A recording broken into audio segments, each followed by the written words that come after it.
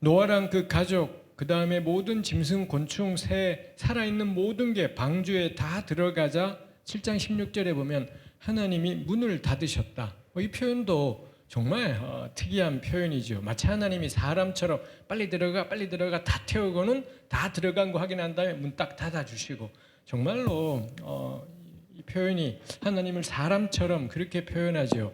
방주 안에 머문 기간이 우리 성경에 보면 딱 11개월 가량입니다. 이게 이틀도 아니고 뭐 일주일도 아니고 11개월 동안 방주 안에 거의 1년 가까이 머물면서 짐승들은 어떻게 살 수가 있었을까요? 맹수들은, 이 사자나 호랑이나 늑대, 여우들은 무엇을 먹고, 가령 거기서 양을 잡아먹으면 그 양은 그 배를 왜 탔나 싶은 생각이 어떻게 들지 않겠습니까? 그러면 그 11개월 동안을 사자나 호랑이는 양을 먹지 말고 뭐 풀을 먹어야 되는 건지, 그리고 풀을 먹는다면 거기에 또 어마어마한 초식 동물들, 수많은 종류의 초식 동물들이 있었을 텐데 얘네들을 먹일 엄청난 양의 풀이나 건초 같은 것은 어떻게 그걸 그 방주 안에다가 준비할 수가 있었는지, 사실 뭐 이런 거 조금만 생각해도 이건 답을 할 수가 없는 것입니다. 아무리 물어봐도, 가끔씩 제가 구약 공부한다고 이런 거 물어봐요. 그걸 제가 어떻게 그런 걸 알 수 있겠습니까? 명확하죠. 노아홍수 본문은 이 일어난 사건을 그대로 전달하고 보여주는데 아무 관심이 없고, 전혀 이 창세기 본문으로는 그런 질문들은 해결할 길이 없지요. 우리 노아홍수 같은 이야기를 보통 객관적인 표현으로는 신화라고, 뭐 설화라고도 하지만 저는 신화라는 말이 좀 더 정확할 거다 싶습니다. 근데 우리는 신화 그러면 바로 단군 신화 생각하면서 거짓으로 지어낸 이야기, 뭐 이런 선입견을 가지지만, 사실 고대의 이런 신화들은 지어냈다, 거짓이다, 이런 건 아무 초점이 없습니다. 이런 것 가지고 이게 뭐 불가능한 일이야 가능한 이야기야 이런 걸로 신화의 권위가 좌우되지도 않더라지요. 신화라는 게 말하고 싶은 본질은 뭔가요? 오늘 우리 대체로 이런 연구들이 하도 많아서 압니다. 신화가 말하고 싶은 건 세계관이에요. 세상이 어떻게 지어졌고 신과 사람이 어떻게 이 관계를 맺게 되었고, 그래서 어떤 식으로 이 땅을 살아가고 지금 우리는 왜 존재하고, 뭐 이런 것들을 설명하는 것이, 그게 그리스 로마 신화이건 우리나라의 단군 신화이건, 그래서 이런 신화들에는 신이 수도 없이 등장하고 동물도 사람처럼 말하고, 그 다음에 뭐 이 별별 놀라운 기적들이 아무 문제 없이 다 일어나지만, 이런 신화들의 초점은 기적의 여부, 초자연적인 사건의 여부, 정말로 신이 여럿이냐, 이 동물들이 말을 하냐, 이런 것들은 하나도 초점이지 않죠. 이 모든 신화들이 말하고 싶은 것은, 표현하고 싶은 것은 세계관입니다. 우리가 지금 살아가는 세상을 어떻게 이해해 왔는지, 어떤 식으로 이해할 수 있는지, 여기에 초점이 있다라는 게 있습니다. 물론 고대 사람들은 신화가 팩트라고, 사실이라고 믿었고, 고대인들에게 신화는 과학이었을 겁니다. 정말로 곰과 호랑이가 마늘 먹었다, 쑥 먹었다, 이런 이야기를 수천 년 전의 사람들은 정말로 그렇게 생각했을 겁니다. 그때 사람은 정말 그렇게 생각했고, 오늘 우리는 확연하게, 저는 적어도 구라일 거라고 확연하게 생각을 합니다. 상관없어요. 그걸 현대인들이 구라라고 생각하든 고대인들은 사실이라고 생각하든 변하지 않는 건 뭐냐? 신화는 세상을 바라보는 시각이구나. 신과 사람과 세상, 이게 어떻게 관계를 맺고 존재하는지를 보여주는가. 그게 신화가 하는 역할이지요. 그래서 신화의 이 권위 여부를, 뭐 사실 여부, 가능성 여부, 이거 진짜 의미 없는 일이지요. 그래서 오늘날에 뭐 에덴 동산의 정확한 위치를 찾으려는 노력, 노아 방주의 흔적을 찾으려는 노력, 찾든지 말든지 무의미해요. 한 조각을 찾아낸다 한들 그게 이 기사 전체의 객관적인 팩트를 입증해 주는 게 전혀 되지 못하고, 못 찾는다 한들 이 노아홍수 기사가 수천 년 동안 인류에게 미쳤던 영향, 우리 삶에 미쳤던 영향하고는 저는 그걸로 설명될 수 있는 것은 아니겠다 싶은 것이 있습니다. 그 점에서 우리는 이 본문을 보면서 이 하나님은 어떻게 표현되고 있는지, 그리고 이 본문은, 이런 홍수 이야기들은 하나님과 세상과 우리에 대해서 뭐라고 이야기하는지, 그거 우리가 열심히 살펴볼 일이겠다 싶습니다. 노홍수 이야기의 이 가장 중요한 주제는 뭘까요? 이거 다들 뭐 공통되게 저는 말할 수 있을 것 같습니다. 한마디로 심판입니다. 하나님은 죄에 대해서 그냥 두지 않으시고 단호하게 심판하신다이지요. 그래서 6장 11절에는 온 땅이 하나님 앞에 부패했고 폭력이 가득했다. 12절에 땅이 부패했는데 왜 그러냐? 사람들의 행위가 부패했기 때문이다 해서 하나님이 홍수로 세상을 심판하시는 까닭이 땅에 가득한 부패, 그 부패의 내용은 뭐냐?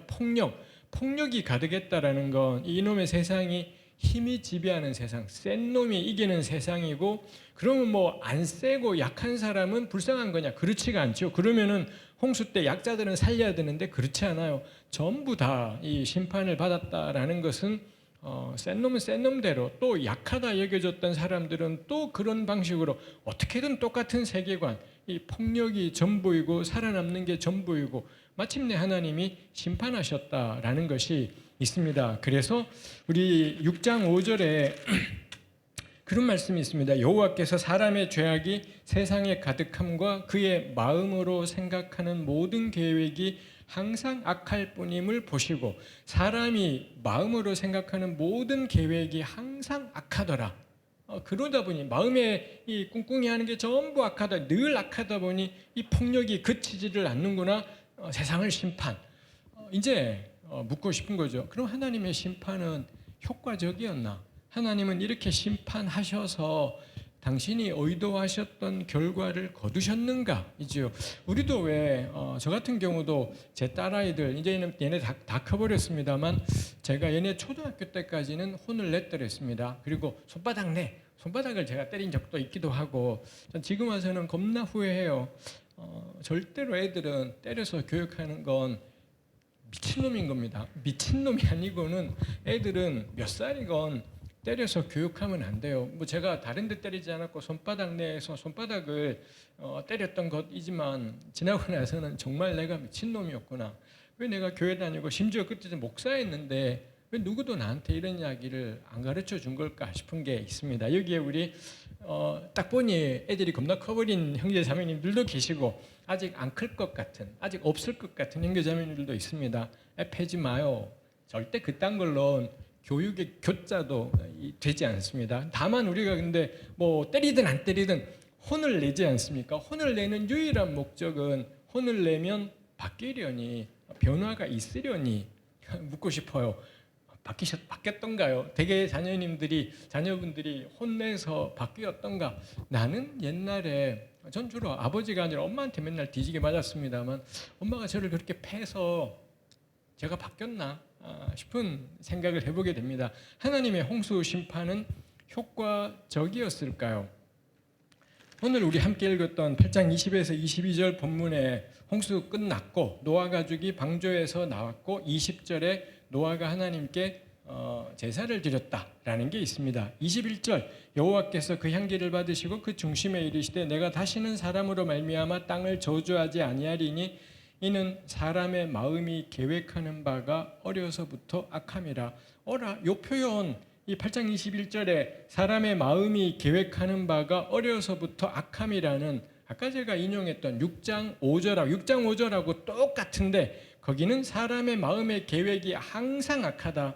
8장 21절은 사람의 마음의 계획이 어려서부터 악하다.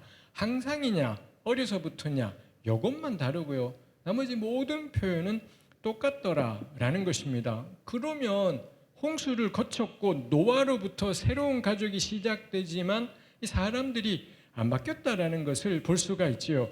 그 외에도 그러고 보니, 제가 요거를 찾으면서 그러고 보니 6장 5절에 사람 마음이 이렇게 그렇구나. 6장 6절에 하나님이 한탄하시고 7절에 쓸어버리겠어. 6장 8절 노아는 하나님께 은혜를 입었더라. 그래서 사람에 대한 하나님의 절망, 하나님의 심판 계획, 그런데 노아는 은혜를 입었더라.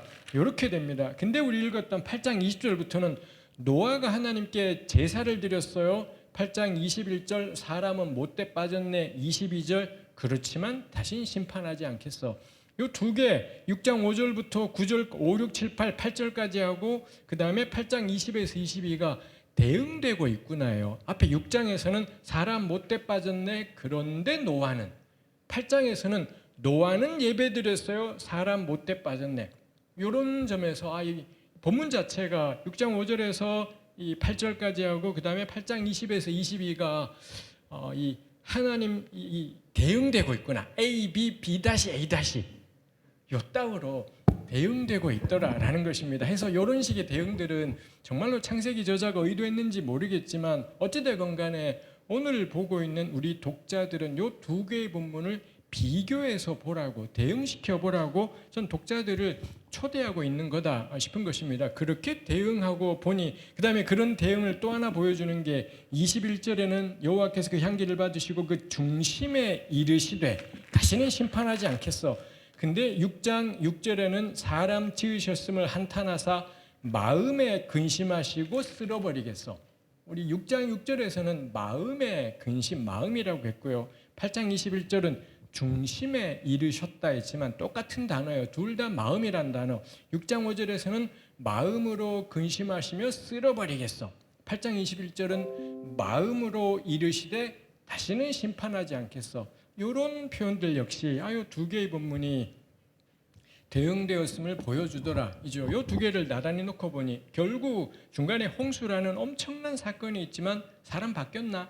하나도 바뀌지 않았더라. 사람의 마음의 계획은 이런 홍수를 경험했지만 하나도 바뀌지 않았더라. 이죠. 저는 그렇게 생각합니다. 홍수 심판은 사람을 바꾸지 못했다고. 그렇다면 명확해요. 8장 22절 이러고 이제 9장 노아랑 언약을 맺지만 뻔히 예상이 됩니다. 사람이 안 바뀌었는데 그럼 그 전에 있던 땅 전체가 부패하게 되는 것, 땅에 가득한 사람들의 폭력이 사라질 거냐? 하나도 사라지지 않겠구나. 왜냐하면 사람이 안 바뀌었으니까. 그리고 우리 10장 가면 바벨탑 사건 나오고요. 그 뒤로 구약성경 전체 신약 우리 오늘의 시대에 이르기까지 사람은 조금도 바뀌지 않았다라는 것을 볼 수가 있지요. 홍수 심판은 효과적이지 못했다. 이 교육적인 의도에 있어서 심판을 통해 바꾼 것이 없구나이죠. 바뀐 건 뭔가요? 도대체 사람은 하나도 바꾸지 못했습니다. 사람의 폭력성도 바꾸지를 못했습니다. 유일하게 바뀐 게 뭔가요? 앞부분에서는 하나님이 마음에 한탄하시고 근심하셨다. 쓸어버리겠어. 뒷부분에서는 마음에 이르시되 다시는 심판하지 않겠어. 유일하게 바뀐 건 뭐냐? 하나님입니다. 하나님께서는 당신의 결정을 바꾸셨어요. 조건값이 이 인간들의 죄성 이건 하나도 바뀌지 않았는데 보통 홍수 심판까지 엄청난 일을 거쳤는데도 하나도 바뀌지 않으면 보통 우리는 왜 체념하잖아요. 우리 새만교회 교우들도 그렇고 저도 그렇고 제가 속한 느헤미야도 그렇고 우리한테 숙명처럼 드리워져 있는 게 체념입니다. 안 바뀔 거다. 아까 우리 대표 기도해 주신 분의 기도 속에서도 그 간절함이 있습니다만 조금이라도 진보적인 가치를 가진 사람들은 평생을 체념이라는 것 앞에서 어쩔 줄을 모른 채, 왜냐하면 바뀌지 않을 거고 안 바뀌었고 노무현 정부가 되어도 문재인 정부가 되어도 바뀐 게 하나도 없고 훨씬 더 절망적이고 이런 것들을 보면서 아예 이걸 다 때려치고 살지 않는 이상은 이 망할 놈의 신앙을 때려쳐버리지 않고서는 우리 평생의 체념과 절망은 평생에 달고 다녀야 되는 것이겠다 싶습니다. 하나님이 다시는 심판하지 않겠다. 이거 하나님이 체념하신 걸까? 하나님도 그냥 내려놓아 버리신 걸까 싶은 생각을 하는 것이지요. 결국 사람은 바뀌지 않았는데 바뀐 건 하나님이 다시는 심판하지 않겠다. 이렇게 되었더라. 이지요. 제가 구약을 공부하는 가운데 이 테렌스 프레트하임이라는 학자가 있습니다. 이 양반 책이 한두 권, 두어 권 한글로 번역된 것이 있지만 이 번역되지 않은 것 중에 그런 걸 고르느라고 얼마나 힘들었겠어요. 안 번역된 걸 고르느라.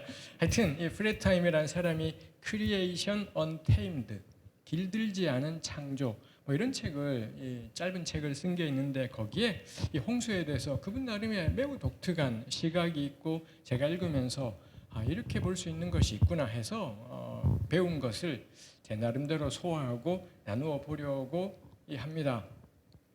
6장 6절 7절에 두 번이나 하나님이 사람 만드신 걸 한탄했다 라는 표현이 있습니다. 한탄. 한탄은 누가 하나요? 한탄이란 말 속에는 후회가 있습니다. 그때 내가 그렇게 하지 말았어야 됐는데, 그때 그 말을 안 했어야 되는데, 내가 그때 그딴 식으로 행동은 안 했어야 되는데. 그래서 후회는 내가 저질러버린 일이 있고요. 그 다음에 지금 와서 그때 했던 것 때문에 생겨난 이 상황 때문에 후회하는 것이죠. 지금 내가 이런 상황이 되면서 그때 내가 아무리 열받았어도 그 말은 그 짓은 하지 말았어야 되는데, 근데 뭐 그때로서는 별 수 없이 그 끌어오른 마음 때문에 한마디 하고 행동을 하고 지나고 나서는 후회하지요. 누가 이런 후회하나요? 이런 그 순간 끌어올랐던, 분명히 지나고 나면 100% 후회할 텐데, 근데 그렇게 했던 그 감정은, 이런 감정은 지극히 인간적이고, 그리고 그 순간 이런 말이나 행동을 하면 지나고 나면 반드시 후회할 거다라는 걸 모르는 사람들, 미래를 모르다 보니 이렇게 뭐 저나 여러분들이나 후회할 일을 수도 없이 하며 살지 않습니까? 근데 하나님이 한탄하시다니, 하나님이 후회하시다니, 하나님의 이 한탄, 하나님의 후회는 과연 하나님은 전지하신 분인가? 하나님이 모든 걸 다 하신다라고 하는데 그게 전지하심인데 어떻게 전지하신 분이 후회할 수가 있는가? 하나님은 사람 만드시면서 사람이 이럴 줄을 모르셨나? 홍수 심판을 결정이 전부를 다 죽여버리는, 이게 장난이 아니잖아요. 이런 심판을 하시면서 하나님은 소용없을 거다라는 걸 모르셨던 건가 싶은 것이 있지요. 하나님의, 그래서 6장 6, 7절에 하나님의 한탄이 보통 일이 아닙니다. 근데 거기에만 6장 6, 7절에만 나오는 표현이라면 문제가 없지만 구약 전체에 자주 이 하나님의 한탄과 후회가 나오기 때문에 사소한 걸로 여길 수가 없지요. 하나님의 전지하심을 저는 교리로 믿습니다. 저는 하여튼 교리적으로 하나님의 전지전능하심은 제가 지금 믿고 속해 있는 기독교 신앙이 저에게 가르쳤고, 저는 그에 대해서 일체 의심하지 않고 그냥 받아들입니다. 제가 이해하기에는 너무 넓은 영역이기 때문에 저는 그건 전혀 따지지 않고 받아들이고 있습니다. 그렇지만 그걸 받아들이는 것과 별개로 분명한 건 6장 6, 7절의 말씀을 진지하게 받는다면 분명히 하나님이 후회하셨다라고 했고, 후회했다라는 건 하나님도 알 수 없는 미래가 있는 거구나, 하나님의 전지하심을 믿는 거라고, 이게 어떻게 공존할지 모르겠지만 저는 그렇게 잠정적인 결론을 이 본문을 보면서 내렸습니다. 하나님도 알 수 없는 미래가 있구나. 정말로 알 수 없으셨는지 모르겠지만 적어도 우리네 신앙 공동체에 주어진 창세기는 하나님의 후회를 보여주시는 것이 있지요. 그리고 8장 20에서 22절에 8장 20에서 22에는 뭐 후회에 해당하는 표현은 없지만 하나님은 다시는 이전처럼 하지 않겠어. 우리가 보통 후회한 다음에 내가 다음에는 절대 그러지 말아야지, 그런 우리하고 똑같이 이 하나님이 이전처럼 하지 않겠다, 뭐 이런 결정을 하시는 것, 하나님의 생각과 결정이 바뀌어 버린 것을 보여주지요. 이렇게 하나님의 생각과 결정을 바꾸는 요인이 뭐냐? 인간의 완고함입니다. 이 인류의 완고함, 인간의 죄악, 이런 것들이 심지어는 하나님을 바꿔버리는 것이 있지요. 그래서 22절에는 땅이 있을 동안에 심음, 거둠, 추위, 더위, 여름, 겨울, 낮밤이 쉬지 않으리라. 하나님은 현재 존재하는 세상 질서에 개입해서 그 전부를 멈추거나 바꾸지 않겠다라고 이 땅이 존재하는 동안은 낮밤이 영원할 거다, 추위, 더위는 영원할 거다, 이렇게 하나님이 선언하신 것이라는 것입니다. 이 부분에서 아까 제가 인용했던 이 프레타임이라는 구약학자가 드디어 하나님은 사람을 포함한 세상과 진정한 관계로 들어가셨다, 이렇게 딱 써놓았더라고요. 요거 전 참 인상적이었습니다. 드디어 하나님은 사람을 포함한 세상과 진정한 관계로 들어가셨다. 이 진정한 관계로 들어가셨다라는 겁니다. 사람 사는 세상에서 멀찍이 떨어져서 필요할 때만 개입하며 초연하게 존재하는, 어찌 보면 피상적인 관계일 텐데, 근데 하나님은 홍수 이후에는 이 깨어진 세상, 왜냐하면 사람의 마음의 계획이 악한 건 안 바뀌니까요. 이 깨어진 세상 안에서 그렇게 죄악 가득한 속에서도 추위, 더위, 여름, 겨울이 지속되는 세상 속에 살기로 결정하셨다.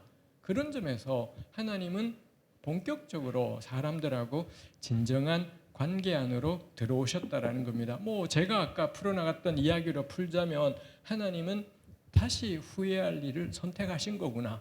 이렇게 다시는 내가 요거 바꾸지 않겠어. 다시는 심판하지 않겠어. 근데 문제는 사람들은 그럼 그에 맞춰서 호응하며 제대로 사냐? 안 그럴 겁니다. 어려서부터 악하고 항상 악하니까요. 그럼 하나님은 그 뒤로도 또다시 이 후회할 날들이 오겠다라는 거죠. 이 프레타임의 말처럼 하나님이 사람과 진정한 관계 안에 들어오셨다라는 것의 의미가 앞으로도 하나님은 계속해서 후회하기를 선택하신 거구나. 계속 후회하고 계속 한탄하면서 사람과 함께 살아가기로 정하신 거구나 싶습니다. 이걸 좀 더 다루고 있는 게 6장 6절에 하나님이 마음에 근심하셨다라는 표현이 있습니다. 근심하다라고 번역된 동사 구약의 다른 데 나타나는 용례들을 살펴보면 통증이라는 단어가 거기에 있습니다. 그냥 마음에 좀 어지러운 것 정도가 아니라 고통이 있는, 통증을 수반할, 우리 진짜 마음 아플 때 그러잖아요. 우리말에 마음 아프다, 마음 쓰라리다, 전부 다 이 고통, 괴로움, 통증이 그 표현 속에 있지 않습니까? 그게 6장 6절에 있는 하나님이 한탄하시고 마음에 근심하셨다. 그래서 하나님이 이 사람들을 생각하는 일이 그냥 초연하게 존재하는 어떤 것이 아니라 통증이 있는, 괴로움이 있고 고통스러움이 있는 것이다라는 거죠. 그래서 내가 다시는 땅을 저주하거나 멸하지 않겠다라고 정하셨다라는 건 뭔가요? 이제 하나님은 그 통증을, 그 고통을 반복적으로 겪겠다라고, 그 통증을 마음에 품고 계속 상처받으며 살겠다라고 이거 결정한 거다. 그렇게 저는 풀어볼 수 있겠다 싶습니다. 가령 예레미야 같은 사람이, 우리 예언자들은 이 하나님의 괴로움, 하나님의 이 고통을 전했던 분들이지 않습니까? 이 예레미야 같은 이가 예레미야 9장 1절에 어찌하면 내 머리는 물이 되고 내 눈은 눈물 근원이 됐고 죽임을 당한 딸 내 백성을 위하여 주야로 울리로다. 이런 표현이 있습니다. 이거 예레미야의 괴로움을 표현한 것이겠지만 하나님의 눈물, 하나님의 괴로움을 절절하게 증언한다 싶습니다. 그리고 백성을 위한 하나님의 고통, 하나님의 신음의 절정이 예수 그리스도의 고난, 죽으심, 십자가 이겠구나 싶죠. 그래서 그러고 보니 성경 곳곳에는 이 하나님의 감정이 나옵니다. 하나님은 고통하고 후회하고 눈물 흘리고 때로 분노하고, 이거 뭔가요? 우리 알잖아요.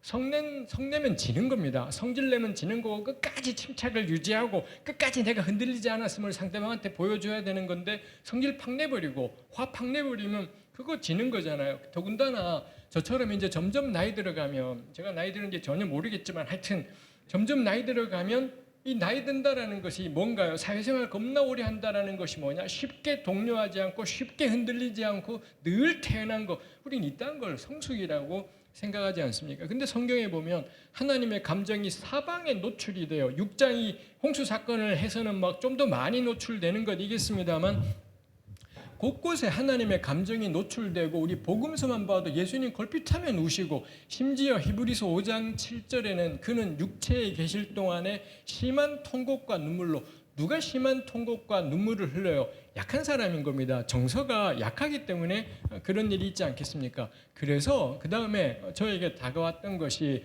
하나님이 이렇게 한탄하시네, 이렇게 후회하시네, 이 양반 취약하시네 싶은 겁니다. 영어 단어에 이 발음 겁나 어려워요. 발음이 어려운 것이 하여튼 vulnerability, vulnerable. 제가 유학 시절에 가끔 이런 표현들이 오가는 걸 들은 적이 있는데 참 제가 유학 가기 전에는 한 번도 못 들어봤던, 책을 보면서는 못 봤던 단어인데 하여튼 이래저래 쓰이더라고요. 누군가가 참 vulnerable하다. 명사형이 vulnerability. 요거 우리 사전들에서는 취약성, 연약성이라고 하죠. 누가 취약성이라는 건 그래서 상황이나 사건에 신체적으로나 정서적으로나 상처받기 쉬운 정도, 유별나게 vulnerable한 사람들이 있습니다. 가령 우리는 이런 재앙들이 생기게 되면 가난한 사람들이 재앙에 좀 더 vulnerable한 것이죠. 이 사회적인 약자들이 좀 더 재앙에 취약하고 그리고 어린아이일수록 충격적인 사건들에 대해서 취약하게 이 어려움을 겪는 경우가 있지요. 제가 교회 공동체 몇십 년째 지금 고1 때부터 예수 믿고 30년 넘게 교회 다니면서 발견하는 게 우리 교우들 중에도 유별나게 vulnerable한 분들이 있습니다. 형제들은 거의 없었습니다. 자매님들 가운데 유별나게 상처에 취약한, 아니 예수를 이 정도 믿었으면 이런 정도 말에는 끄떡 안 할 것 같은데 근데 거기에 흔들흔들 하는 것 이었습니다. 사실 제 아내 겁나 vulnerable합니다. 그래서 제 아내랑 저랑은 정말 우리 평생에 우리는 왜 만났을까? 서로를 빼빠로 사포로 갈아가지고 하나님만 의지하게 그러려고 만났나 보다. 일단 잠정적으로 제가 35년을 같이 지내면서 제가 우리 20살 때부터 연애해서 첫사랑들끼리 연애해서 결혼까지 해버린 겁니다. 전 늘 그래요. 절대 첫사랑이랑 결혼하지 마라. 절대 그거는 권장사항이 아니다. 하여튼 20살 때부터 지금 56세가 되었으니 너무 심하구나, 형벌이구나 싶은 생각이 들기도 하고 그렇습니다만 저는 vulnerable하지 않습니다. 저는 하나도 vulnerable하지 않고 어지간한 거 괜찮고요. 그 다음에 저는 저는 내성적이지만 사회생활 잘하더라고요. 제가 이 모나지 않았다고 말하기 약간 쪽팔리긴 하지만 말을 싸가지 없이 해서 사방에 욕을 먹는 게 있는 거지. 저 어디 가서건 능력 있다라고 그런 말 들으면서 교회에서도 막 회장하고 이런 거 하면서 잘 지낼 수 있었던 것 같습니다. 저 vulnerable하지 않습니다. 제 안에 겁나 취약해요. 그래서 늘 괴로웠고요. 늘 고통스러웠고 그리고 제가 너무 젊은 나이에 신학교 가면서 아내 역시 흔히 교회에서는 사모님이라고 부르지 않습니다. 새파란 25, 26살짜리 이 남편이 목사라고 해서 이 동갑내기 여인이 사모라고 불리면서 그냥 별것도, 제가 보기엔 별것도 아니에요. 근데 아내는 그거에 상처가 되고 타격이 돼서는 집에 와서는 맨날 저 집사님이 그랬다고, 제가 몇 번을 듣다가 그만 좀 하라고 당신은 전도사 부인이고 이분들은 우리가 섬길 사람이라고 왜 그러냐고 했지만 이걸 30년을 그렇게 제 아내랑 제가 계속해서 싸워왔던 것이기도 합니다. 이거 저는 정말 20, 30대 때 이해할 수가 없었어요. 제 아내가 왜 저 모양인지.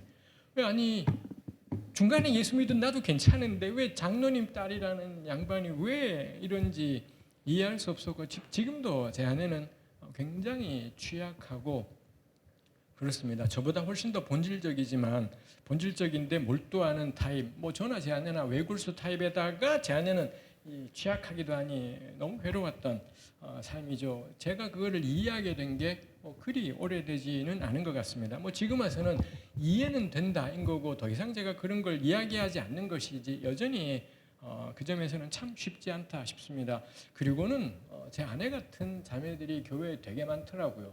유별나게 취약한 사람들, 이 외부적인 충격들을 그냥 아무리 겪어도 익숙해지지 않고 고스란히 다 겪고 고스란히 고통스러운, 근데 그 가운데 괜찮은 자매들도 있었고 괜찮은 형제들도 있습니다. 그래서 이 양반들이 그거 가지고 뭐 그래?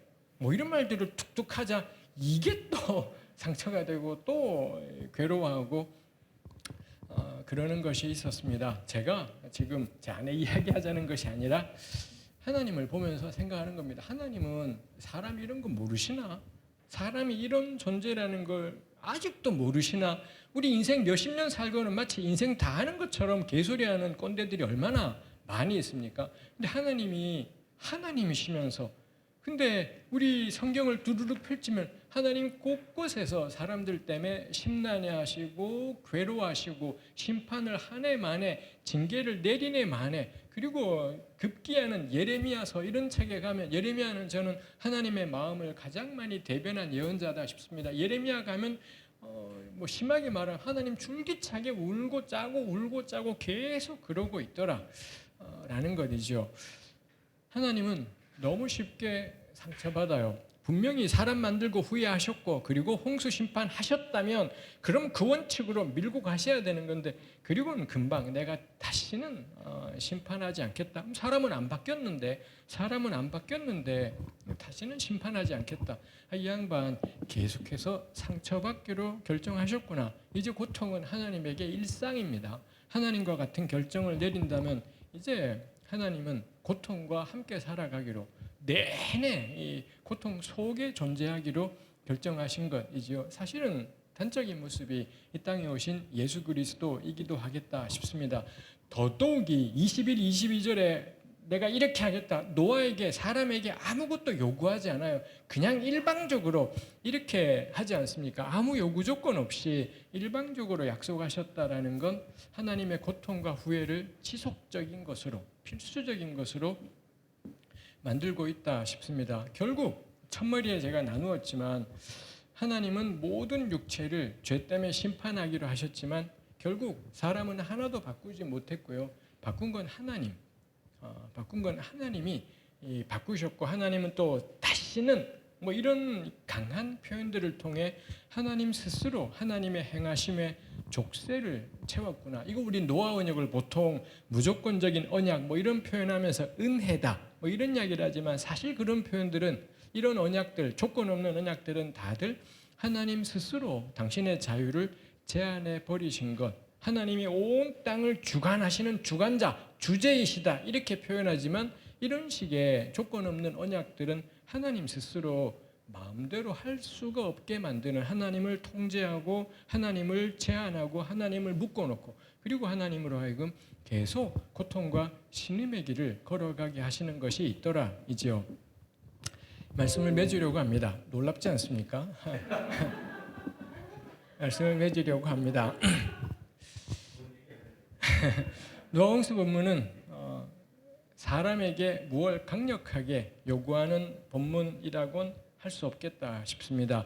다만 저는 이번에 다시 이 노아홍수 본문, 이 본문을 보면서 하나님에 대해서 이제 묵상하고 생각하게 되는 것이지요. 우리 이런 신화들이 하나님과 세상과 사람을 보여준다 하는데 하나님에 대해서 보여준다 싶습니다. 이게 전 지구적인 홍수냐 국지적인 홍수냐 그딴 거 하나도 중요하지 않다. 이런 게 과학으로 입증이 되거나 말거나 저는 하나도 중요하지 않다 싶습니다. 우리 하나님은 온 세상 전 세계 전체를 이 홍수로 덮이게 만들 수 있는 대단한 분이냐 이거 하나도 의미 없는 것이죠. 이 본문이 저한테 말하고 있는 것은 고통을 감내하시는 하나님, 마음에 안 드는 사람을 다 없애버리고 그리고는 상대방을 마음대로 통제하고 동원하며 조절하며 살아가는 분이 아니라 고통을 감내하시고 그러면서도 후회하고 한탄하고 그렇게 사람하고 함께 살아가는 하나님이구나 싶은 것이 있습니다. 그래서 그 하나님을 묵상하면서 우리 자신에 대해서도 저 자신에 대해서도 돌아보게 되는 것이지요. 저는 혼자 있는 게 너무 좋은 사람입니다. 저는 혼자 있는 거 그렇게 외롭지 않았고 혼자서 뭐 책을 읽든 공부를 하든 혼자 있는 거 참 좋아하는 정말 전형적인 I 타입입니다. 이 목사가 되어도 이건 제가 잘 바뀌지가 않더라고요. 근데 이 말씀에서의 하나님은 홀로 계시지 않습니다. 이 양반은 계속 사람들하고 부대끼고 사람들 속에 있으면서 그러다 보니 vulnerable 하셔서 취약하셔서 계속 성질도 분노도 하시고 울기도 하시고 한탄도 하시고 그렇게 살아가시는구나 싶은 거죠. 이 하나님을 보면서 돌아보게 되는 것입니다. 내가 아무리 내성적이고 내향적이고 혼자 있는 것이 좋지만 사람과 떨어져는 살아서는 안 되는 거구나. 부대끼며 살아야 되고 얽히며 살아야 되고 겁나 초연한 소리 그런 소리 하며 살아서는 안 되겠구나 싶은 것이 있지요. 근데 뭐 제가 이런 말하기 부끄러운 거죠. 저는 이 상처를 덜 받는 타입이라서 그러긴 하겠습니다만 우리 가운데 어떤 분들은 더 상처를 잘 받으시는 분들이 있습니다. 그러다 보니 나를 지키느라고 어떻게든 거리를 두고 내가 상하지 않도록 정말 그런 조절하는 것들이 꼭 필요한 것이 있을 것 같습니다. 그렇지만 원칙적으로 이 본문을 보면서 하나님을 보면서 원칙적으로는 생각하는 것이지요. 품위 있게 살아가서는 안 되겠구나. 사람들하고 거리를 두고 간격을 띄워서 내가 이 상처가 되지 않도록, 내 삶이 흔들리지 않도록 이렇게 거리를 두고 갈 거라면 이거는 신앙이 아니겠구나. 이거는 이 교회 다니는 것이 아니겠구나 싶지요. 우리 코로나 온라인 시대가 되면서 이 코로나 온라인 예배의 정말 좋은 점이 그거잖아요. 뭐 이꼴저꼴 안 봐도 되는, 정말 번거로운 것 안 봐도 되는, 정말 훨씬 더 품위 있게 생활할 수 있는 것이다 싶습니다.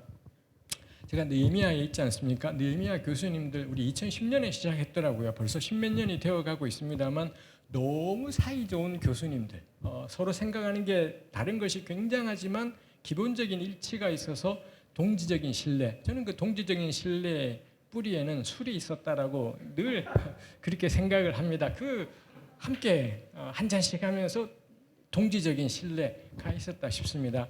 지금 그거 흔들흔들해요. 느헤미야 교수님들 간에 그 변함없이 견고하던 동지적인 신뢰가 이게 십몇 년이 되니까 서로의 생각 다른 것들이 좀 더 또렷해지더라고요. 좀 더 도드라지면서 옛날에는 우리 교수님들 모이는 회의가 너무 즐거웠습니다. 다들 그때만을 기다려요.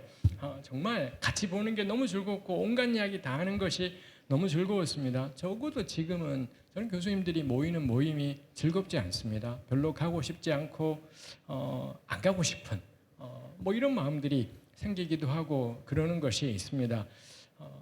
그래서 다시 이 말씀을 보면서 생각하는 것이지요. 이제 느헤미야가 이 정말 진지한 관계 안으로 들어가는 계기이겠구나 싶은 생각들을 하게 되는 것이 있습니다. 서로 흔들리지 않고 서로 때문에 괴로워하지 않고 이제 입장 차이가 좀 있다라는 걸 알고 이 차이들이 좀 있다라는 걸 알았으니 그럼 이 부분들은 건드리지 않은 채 딱 이렇게 못 살아가겠구나, 그렇게는 못 살아가겠구나 싶은 것이 있습니다. 어쩌면은 그래서 뭐 하여튼 느헤미야를 우리 새맘교회 역시 느헤미야하고 이런저런 연관들이 있지 않습니까? 박두큰 목사님에서 이수연 목사님까지 우리 같은 배를 탄 사람들인 겁니다. 뭐 두고 혼자 내린다 불가능한 거이라고 할 수 있습니다. 그래서 느헤미야를 위해서도 뭐 기도하거나 마음을 두신다면 느헤미야가 정말로 진지한 관계 안으로 또 한 걸음을 나아갈 수 있도록 기도해 주시면 좋겠습니다. 그리고 우리 저는 이 말씀을 준비하면서 새맘교회 교우들을 생각하면서도 그러는 것이죠. 나이스한 관계 따위는 맺지 않는다라는 거. 그런 나이스하고 품위 있고 격전 높은 관계 이딴 거 다 허망한 것들이죠. 상처받고 겁나 괴로워하고 심란하고 그게 교회구나. 그거 훈련하고 그거 연습하는 것이지요.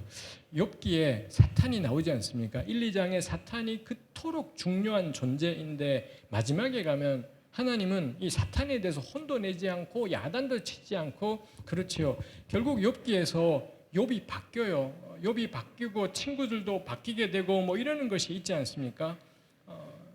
안 바뀌는 존재가 누군가요? 사탄은 안 바뀌어요. 사탄은 1, 2장의 사탄 그게 끝이고 뒤로는 등장조차도 하지 않더라라는 것입니다. 해서 우리는 늘 그렇게 바뀌면서 후회도 하고 한탄도 하고 이전에 내가 굳게 붙잡았던 걸 이제는 내려놓기도 하고 끊임없이 바뀌면서 사람들하고 함께 살아가는 거구나 싶은 것입니다. 사람과 함께 걸어가시는 하나님을 기억했으면 좋겠습니다. 우리 가운데 오셔서 아예 사람이 되셨던 예수님을 기억했으면 좋겠습니다. 그래서 그 하나님을 기억하며 우리도 세상 속에서 울고 괴로워하고 분노하고 후회하며 살아갔으면 좋겠습니다. 처연하게 살아가지 말고 계속 이어질 이 세상 속에서 서로 얽히고 설키고 그런 공동체로 존재했으면 좋겠습니다. 기도하겠습니다.